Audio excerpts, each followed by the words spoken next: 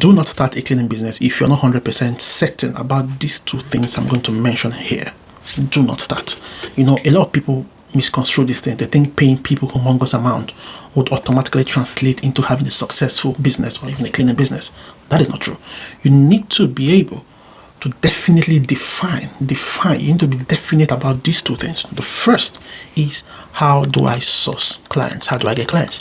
If you cannot definitely tell how you will get clients for your business and on a consistent basis, you have no business opening a cleaning business. You get what I'm saying? You need to be sure of how you're going to get clients to consistently patronize your business, because without sale, no business. If you do not get clients, you do not make sale, the business, if you don't know how to run adverts, if you don't know how to reach out to people, if you don't know how to canvas, if you don't know how to go online and seek for opportunities, speak to prospective customers, email them, go on a call with them. If you cannot do these things for yourself, you cannot effectively run any business. You cannot run even a cleaning business, any business. Number two, getting workers and people who would effectively execute your job. So you have gotten one job. How do you get people to always support you in executing your cleaning contracts? If you do not have a workable plan on how to get people to work with you, cleaners as it were, to help you execute this project, this contract that will be coming, you do not have a business opening, because you'll be frustrated. And let me also remind you, because we run a full-blown cleaning business in the UK, we are getting workers, cleaners who will be with you and work with you to execute jobs consistently. It's one of the most difficult aspects of running a cleaning business in the UK, because a lot of people who come into the business come there with a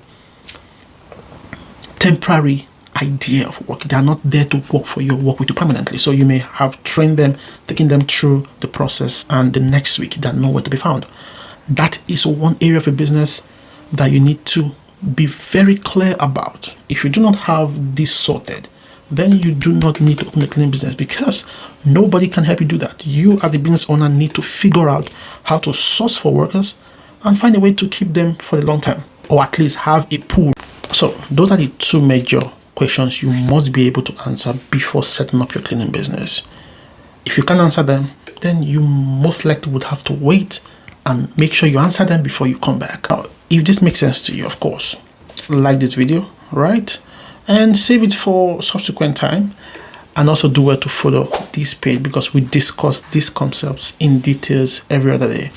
Now, if you run a cleaning business, let me know the challenges you're facing with your cleaning business, and we can discuss it and provide a perfect solution. And also, if you're thinking of starting up a cleaning business, good and fine, send me a message, send me a DM, and we'll discuss your plan and see if this business model is perfect for you. Because like I earlier mentioned, not every business is perfect for everybody.